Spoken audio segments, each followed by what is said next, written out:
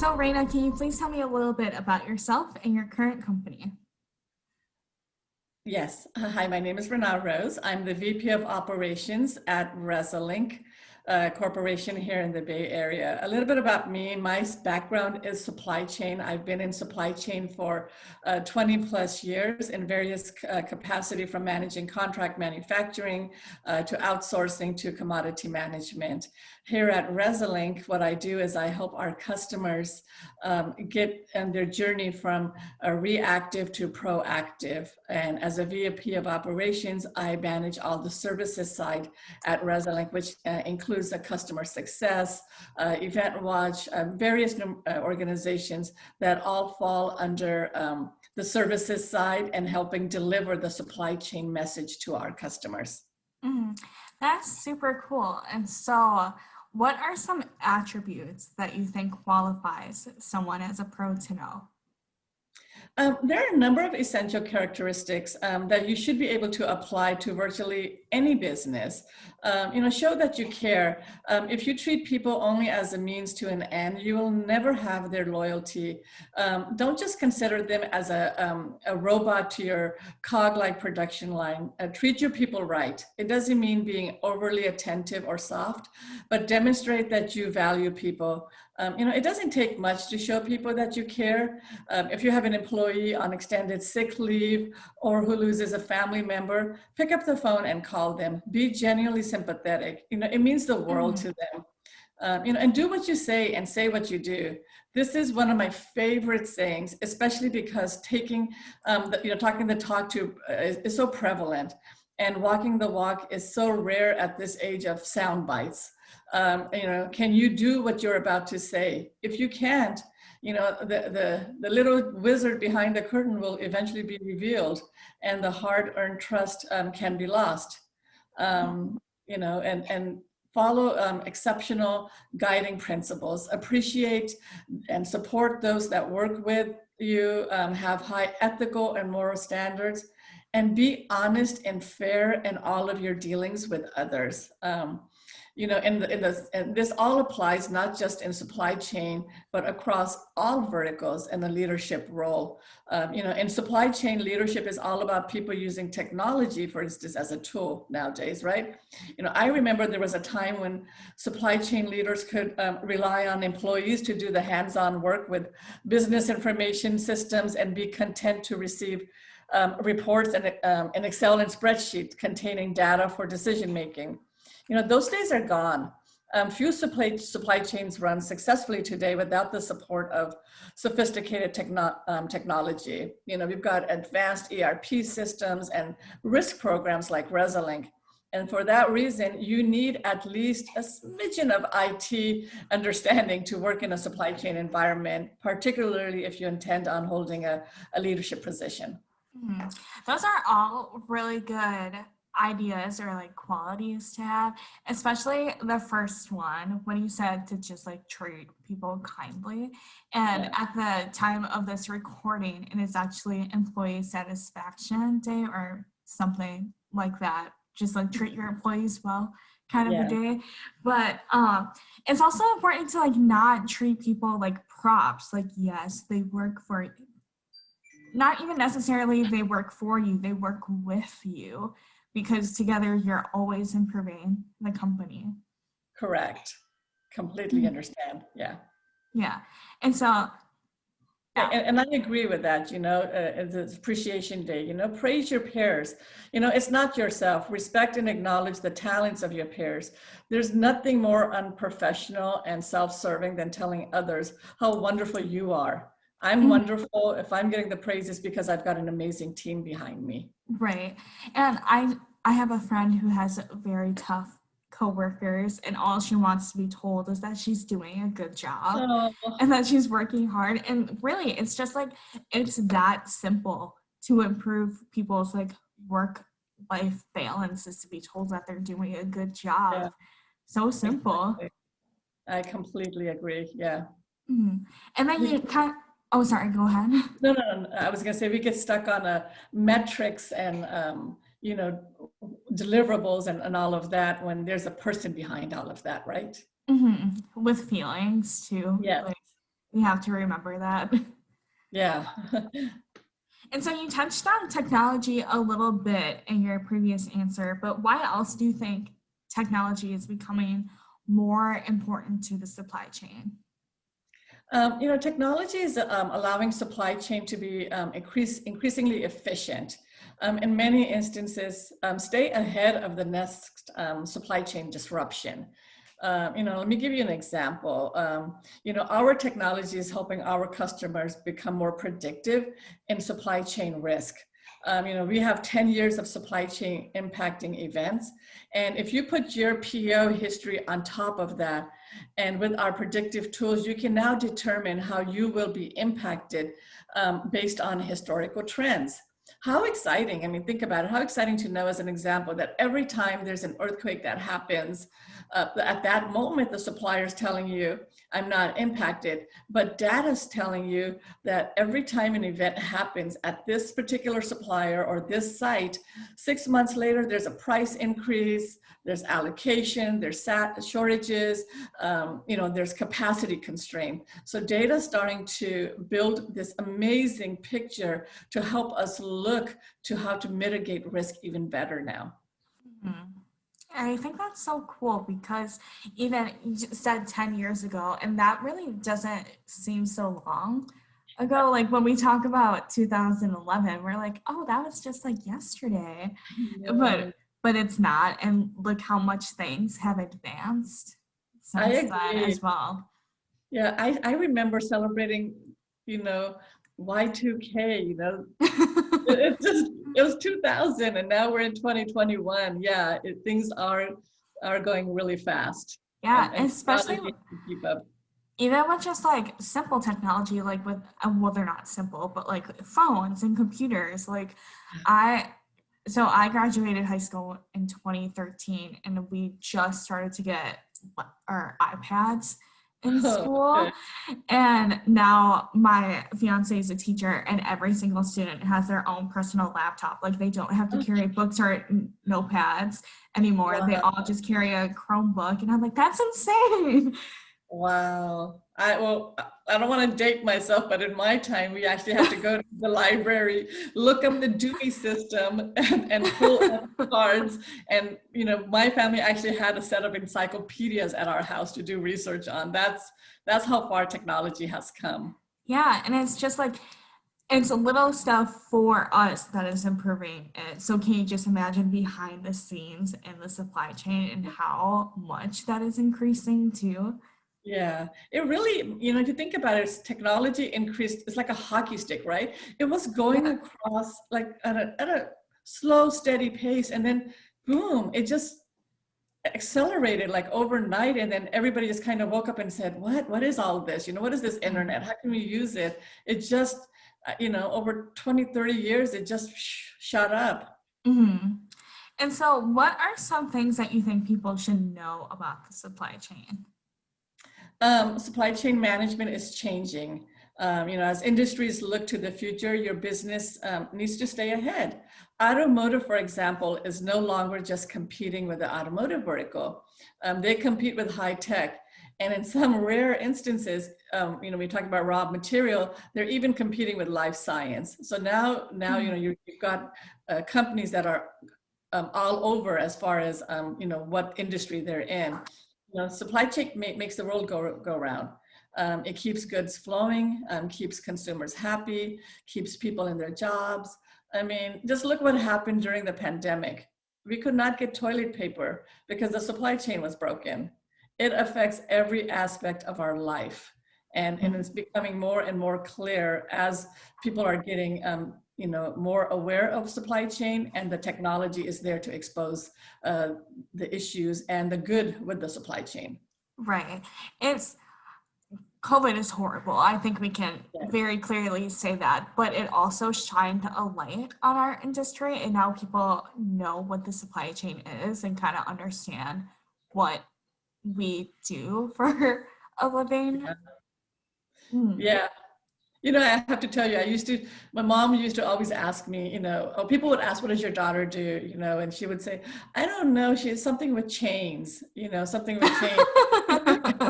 And it took, all these talking head on all these news channels she's been watching because of the pandemic for her to understand what supply chain is. I'm like, wow, my 80-year-old mother understands at this age, supply chain. It's just amazing. I think that's pandemic did is it educated everybody, I think, across the globe on supply chain and the importance of it. Yeah, and I also think the pandemic really made people a little bit more empathetic as well, because we're just so used to this Amazon effect and having things delivered to us within like a day or two. And so when we were forced to actually wait for our stuff to delivered, people started to understand why that was happening. Yeah, I completely agree. Yep. And so we talked about it a little bit with the technology, but what else do you think has changed in the industry since you first started? More women have come into the supply chain career, and I love seeing this. When I first started, in our department there was 3 women, and it was the rest of them were all male, and it really was a male-dominated field back then. So I love seeing the women coming in at all levels. And aside the women in supply chain, what we also see is very interesting development, and this has been during the last 10 years, is the arrival of the supply chain management in C-suites. For example, just look at the emergence of the title Chief Supply Chain Officer during the last few years.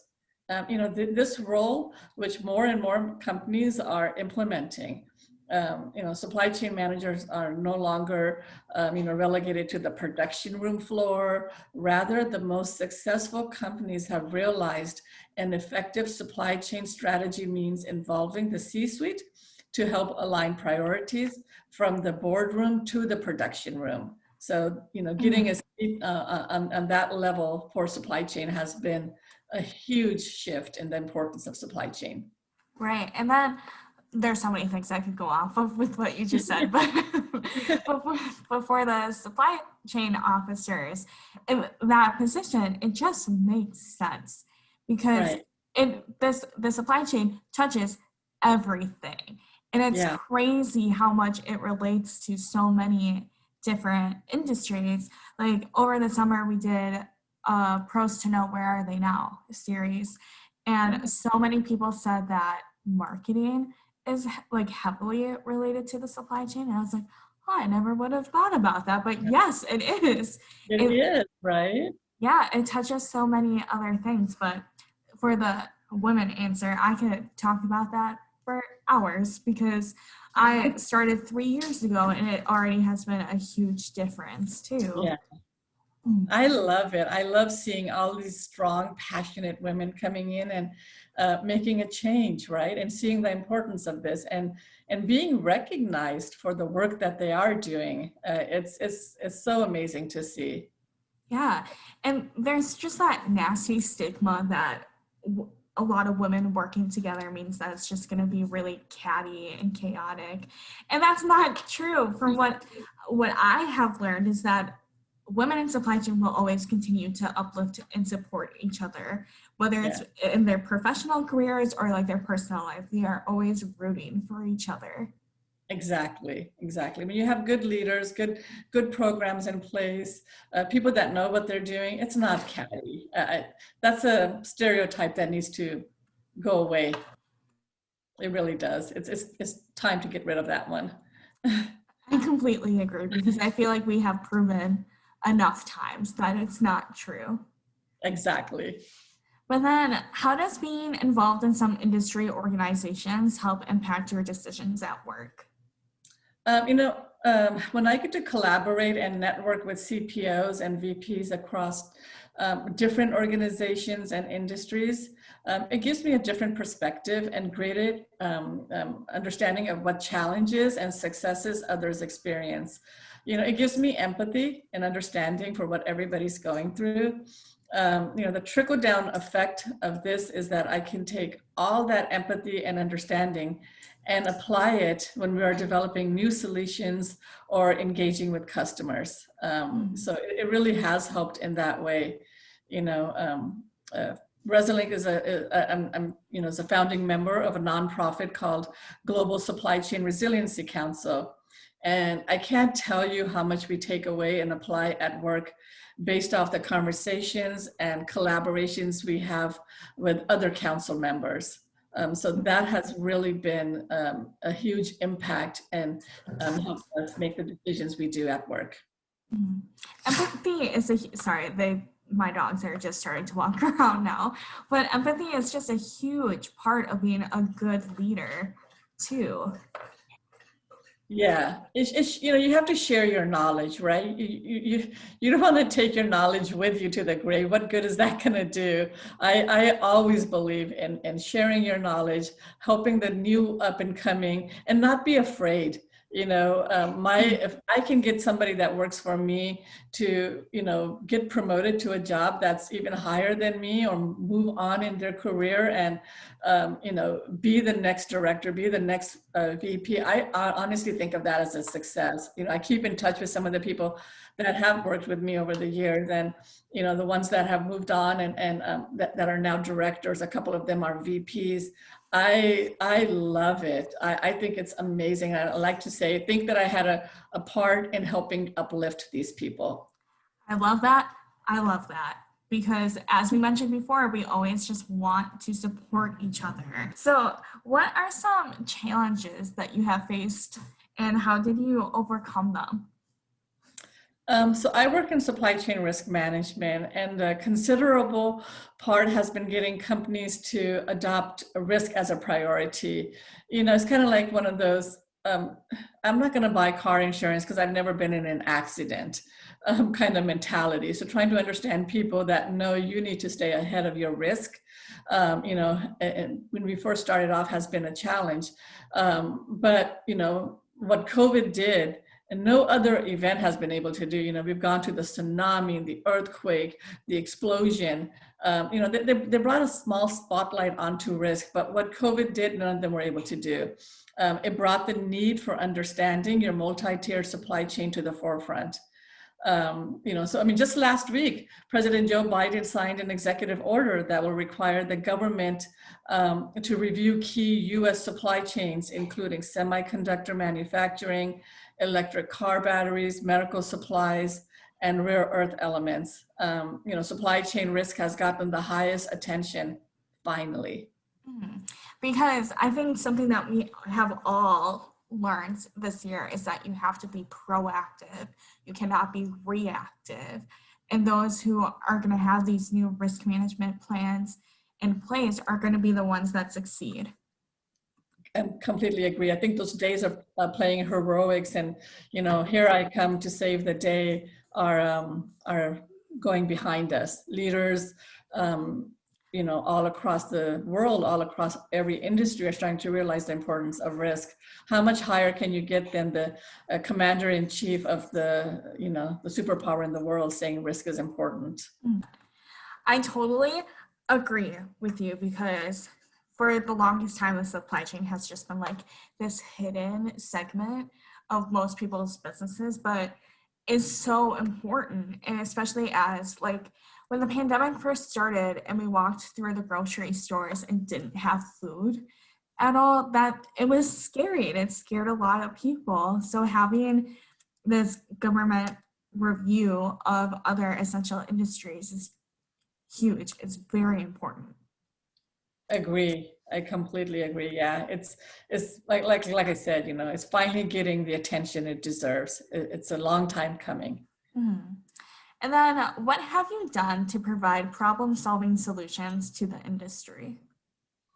So international complexity, environmental changes, economic pressures, trade disputes all put pressure on the supply chain. This pressure can easily turn into risks that snowball throughout the network, causing lack of visibility. And lack of visibility increases the difficulty of reporting business intelligence and good decision making. In my 8 years at Resilinc, I've helped supply chain managers at over 100 leading companies develop contingencies and mitigation action plans to prioritize and eliminate supply chain risks and manage these issues. Hmm. What is it like to work with so many companies on their like risk issues and like succeed? That is such a badly worded question. What is it like to help companies fix their problems, I guess? You know, I love building a relationship with the team that we're working with at all of these companies. Going in, you know, you're like, oh my God, this is such a huge name. This is a Fortune 100 company. I'm going to be getting, this is a, Oh, I'll I'm stop. sorry. I'm so No, no, sorry. no. You want me to continue? Just one, just one No second problem, again. no I'm sorry. problem. Okay. So working with, you know, Fortune 100, 500 companies, you know, at first you're like, oh, wow, you know, these people are coming to us to help them implement their supply chain risk programs. And as you work with them and as you get to know the people, you understand that, you know, this is not an area that many companies know about, and that you are the expert, and that, you know, working together, you know, you learn from them. You also learn different things about their industry, you know, and how their teams are structured. So it really does become like a joint effort. And I love that. I love collaborating with people. I love doing tabletop exercises, finding out where the weaknesses are, where the strengths are. So yeah, I think working with the customers is really the highlight of my career here at Resilinc. I teaching people about supply chain, learning from these experts in the industry about supply chain has been an eye-opener, and it's just been really amazing. Do you think collaboration is only going to grow now throughout the years? I completely do. I think that more and more customers actually are starting to talk to each other. So we'll have a customer that'll say, "Hey, I'm working on implementing a process. You know, could you tell me how some of your best-in-class customers have done it?" Well, you know what? Why don't I introduce you to this best-in-class customer, and why don't we collaborate together? As a matter of fact, why don't we get a couple of customers who have also asked about this? Let's all get together and we do a customer council. So what we'll do is we'll get a couple of customers who want to talk about this one certain topic and have them collaborate. What's interesting is sometimes you'll see customers that you, on paper, they're competitors, but having them collaborate has been really, you know, nice to see. It's been really great. And then seeing customers, it used to be that if you're automotive, you did what the automotive industry did. But what we're seeing is that they're learning cross-vertical now. So, you know, somebody from high tech and an automotive and life science customer, you get them together and they're learning how the different industries are implementing things based on different requirements, right? And that's helping them see things differently. So it's getting them out of their comfort zone as well. Right. And so what is some advice that you have for those that are first starting out in the industry? Almost every department in the company affects supply chain. You know, we talked about it earlier, you know, about marketing, you know, marketing, finance, logistics, warehousing, engineers, you know, every department. I mean, I can go on that is not affected by supply chain, and understanding each function's impact on supply chain is learned through experience. You know, don't just seek the person with the supply chain title. Seek knowledge from your experienced individuals and network throughout the company. And you'll start to piece the pictures together of how everybody is a part of the bigger supply chain. Right. And it, like, just talk to people. That's a huge one. Yeah, talk to people, right? Understand, you know, what's going on, what's affecting them. You'll figure out ways of what they may be doing, and you're like, wow, why are we not doing this as a company? You know, why is it in silo? So there, yeah, talk to people within your company to get out of your little department. Right. It's like, I mean, I'm a journalist, but I can't do my job effectively if I don't talk to our graphic designer or if I don't talk to our salesperson. Like, it's a huge team effort. And the supply chain is a huge example of that. You can't spell team, or there's no I in team. There is no I in team. It really does apply to this. There is no I in team. You know, I've had people I've worked with in the past that have come across, and you know, they're like, well, I'm in procurement, so I'm gonna work with my planner and my forecaster and you know my buyer, and I'm like, well, why don't you go talk to the engineer? Why don't you go talk to the design people? Let's go out to the warehouse and see how your buying and how your forecasting affects the warehouse or the guy that's pulling the material, right? I want you to see firsthand how it's affecting everybody, the decisions that we're making. Mm. And so, Raina, we are running a little bit short on time. So I just have one last question for you today. It might be the hardest one, so no pressure. But Okay. what does it mean to you to be selected as one of SDCE's pros to know? So I've been reading supply and demand chain executive magazines for many years now, and I'm honored and excited to be in it. I mean, it truly is a bucket list checkoff for me. Uh, no lie. But I could not be successful without my team. So I want to thank the team at Resilinc for their support, because without them, I would not be here. Oh, that is very humble of you and so nice and sweet to hear. But that is all that I have for you today. Is there anything else that you would like to add at I all? want to thank you for your time today. I really appreciate it. I know the circumstances, working from home and everything that, you know, we all have going on in our lives. So thank you for taking the time and working around the schedule with me. Oh I my gosh, appreciate that's it. usually how I end the videos. But thank you so much, Rita. Really appreciate it. All right. Thank you.